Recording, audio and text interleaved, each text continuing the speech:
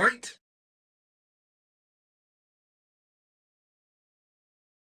Hey everyone, it's Foxx from modelmaking.guru here, back again with a little update. The Ultrasonic Airbrush Cleaner. They're still not fully cleaned. DeVilbiss DAGR. Now if you remember, we did this last time with what's recommended in the packaging for this, when a lot of people use, which is water and washing up liquid. Now we're going to try something else. I've got the needle from the last time. You remember it's still covered in paint. You can, ow, sharpness. You can see it there, still got the paint on it. That didn't come off. Taken the basket out. I've been told to try it on the bare metal bottom. Now I have been told ideally what you shouldn't do is put your needles in one of these things, because they can rattle around, and your nozzles as well. It can rattle around and that can damage the tip of the needle or the tip of the nozzle. But this is my dagger. I think the needle's knackered anyway, and I'm not too fussed because I don't really use this anymore. I probably will do if it ungunks, but I don't really use it much anymore because I've got the Revolution. So we're going to give it another try. This time we're going to use good old standby water.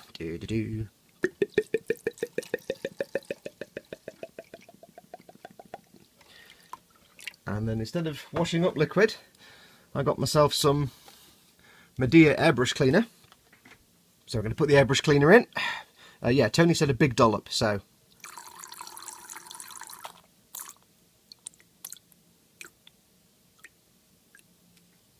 Need a wee now. Right, so we're going to give this 6 minuten. Probably too much, actually. Going to give this 6 minuten, see what happens. So it's just a button press for 3 minutes. So I'll give it 3 minutes and then another 3 minutes. So I'll do that and we'll go to the magical time lapse.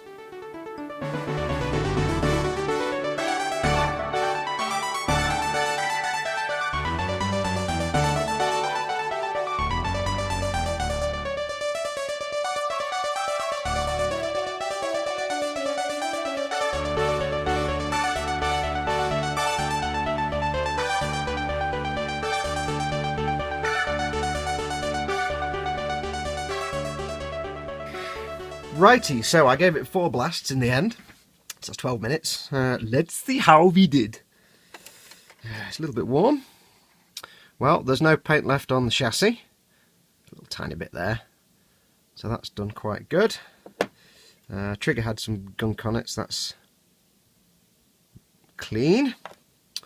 Where is the thread on there is now clean. Still a little bit on there, I think. Or is that a ding? I don't know. There's tiny bits of old German grey on there. On the crown cap, there was some red paint left. That's now gone. Ooh. Oh, no. Oh, is it? I think there's still a little tiny bit of paint on there. Bearing in mind this is red Tamiya paint and it's about a month and a half, 2 months old. I think there's tiny bit left on the nozzle. The needle still has paint on, but there's a lot less. So again, not 100% success. Darn it. But it has got rid of a lot of that paint now that was crusted on that wasn't removed last time. So the airbrush cleaner seems to have helped. I'm just going to have to go back in and get do the old-fashioned way with the bits left on the needle, because there is quite a lot of paint left still on there. I don't know why it's not coming off now. I know some people have said put the parts in the small bottle with just thinners or airbrush cleaner neat and put the bottle in here in the water so it gets the vibrations. I'll try that for some of the smaller parts, but for the needle, obvs, can't do that, so not to worry. But yeah, it's got rid of most of the paint, so mostly success. I'll still use it. I mean, I'm obviously not going to normally leave my airbrush for like 2 months with crap in it, so hopefully it won't be a situation that comes along again. But I'll use it to clean my Revolution. Yeah, so yeah, it seems to have worked a bit better. Still a little bit of cleanup required. So never mind. I did ask around about putting things like, instead of water, using thinners or strong paint stripping type materials. Golden rule apparently with these is don't put anything flammable in there, like thinners, standard thinners, anything like that. Cavitation generates a lot of energy when the bubble implodes. Energy transfers out as heat, flammable liquids, energy, bad, explosions, burning, running, screaming, not good. So So yeah, mostly success. A couple of little bits I've got to clean up. So I think for every day, you know, once a week use for my normal airbrush that I'm going to use all the time, it'd probably be fine for paint that's been on there a few days if it was, or varnish. But for ones that have been in a bad state for a while, might need some follow-up work, manual follow-up work. So that's it. Just wanted to show you another go. Adios amoebas. Oh wait, no, I forgot something. Haha. In the last video, somebody asked me when I did the first, can't get my words out, cavitation test with the thing. Somebody said, oh, I was hoping you were going to show putting the airbrush back together again. Yeah, and I just totally forgot to do that just now as well. So here is how to put the airbrush back together again.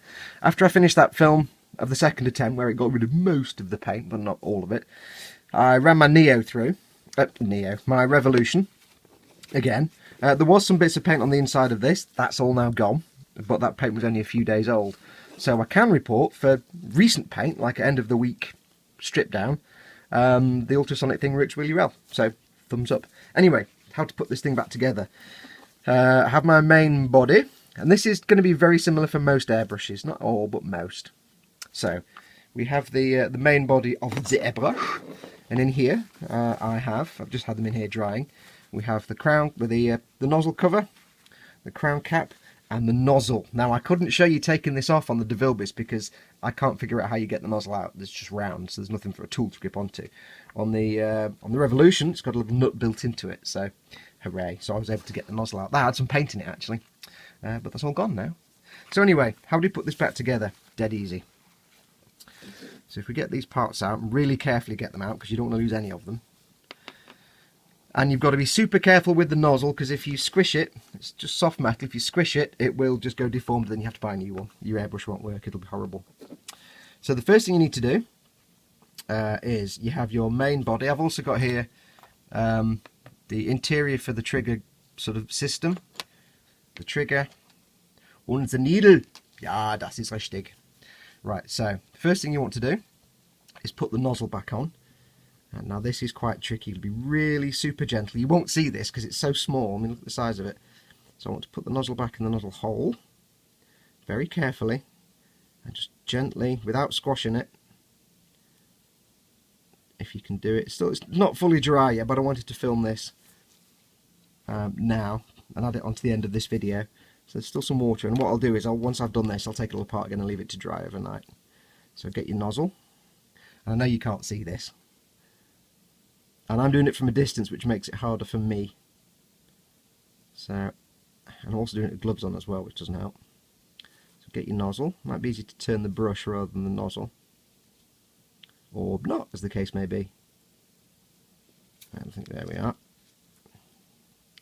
Right, so the trick with the nozzle, as with anything on an airbrush, is just do it finger tight. Don't force anything.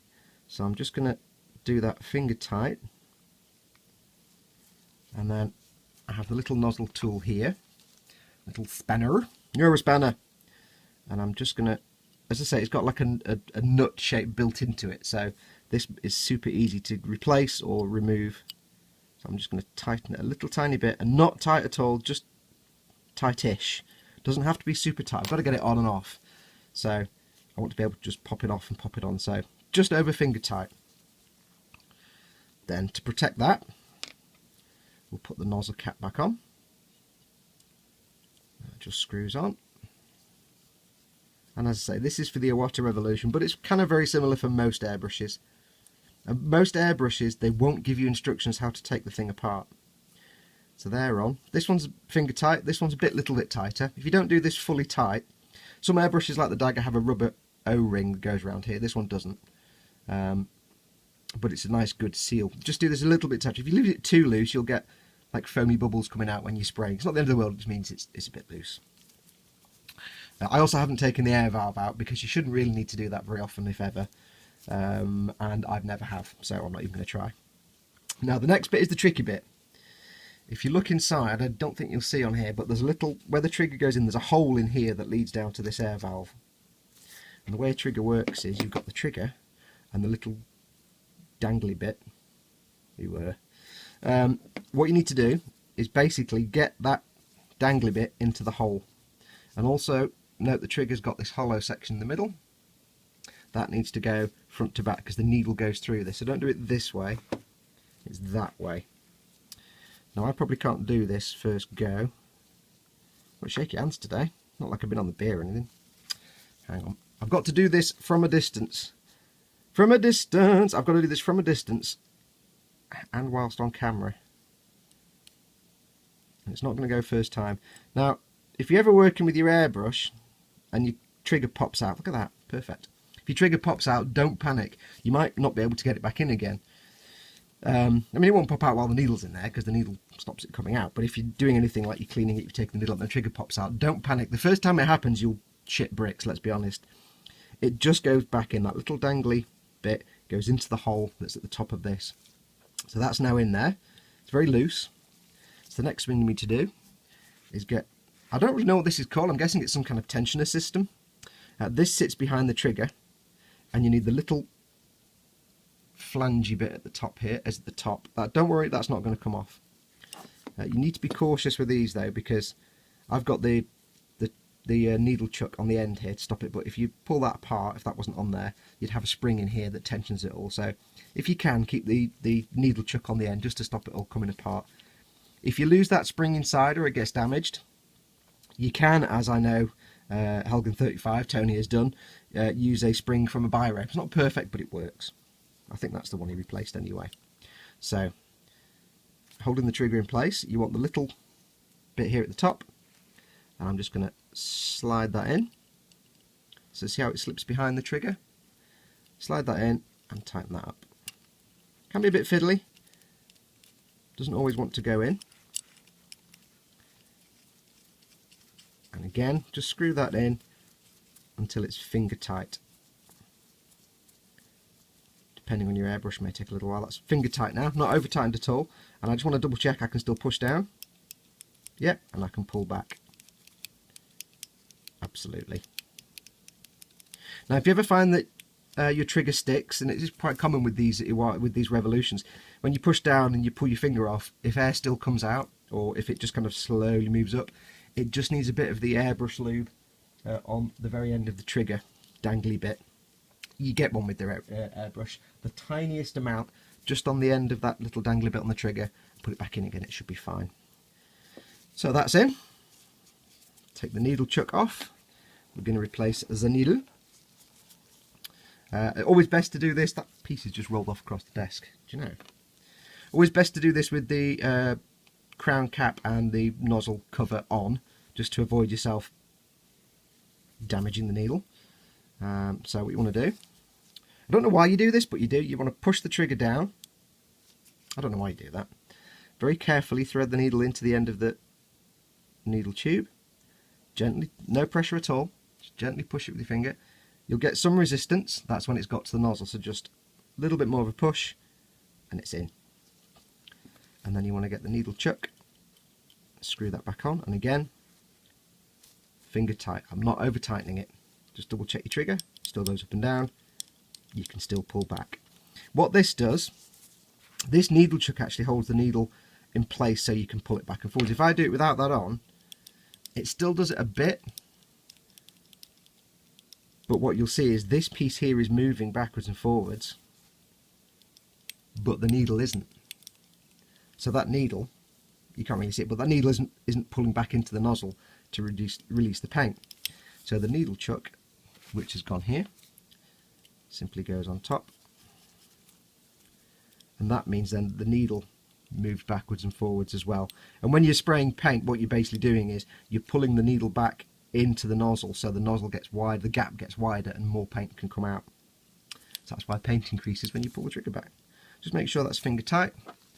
Last thing to do, take your end cover, have shaky hands and not being able to see, put that back on, and again, finger tight. You may get an airbrush with a knurled control at the end, like on my DeVilbiss, that can do it can control how far back you can pull the trigger. You don't need to take that off at all at any point. One thing I've learned as well is when I'm cleaning my airbrush, I don't need to put this part in, or this part really, at all, unless for some reason paint's got back into the airbrush, like I've spilled it everywhere and it's gone down here and it's gone into the back and I might need to get it off the thread. So I shouldn't really ever need to take this off. Occasionally I might do if I'm pulling the needle out that way, it's going to transfer paint onto the inside. Ideally, what I need to do, what I should do more often, is when I'm going to clean my airbrush, take these caps off, take the nozzle off, and then push the needle out through the front, so any paint that's on the needle doesn't get deposited back here. It's not a major thing, it doesn't really make much difference, it just means it saves me ever having to clean this part. So there we have Das Airbrush. You may have a separate paint cup, in which case that just screws on top. And there you have an airbrush reassembled. That's it. So if you're ever cleaning it and your trigger pops out, don't panic. You just have to pop it back in. It's a bit fiddly, and I'm quite surprised I did it so quickly there. But that's how you reassemble an airbrush, more or less. So, as I said a moment ago, adios amigos!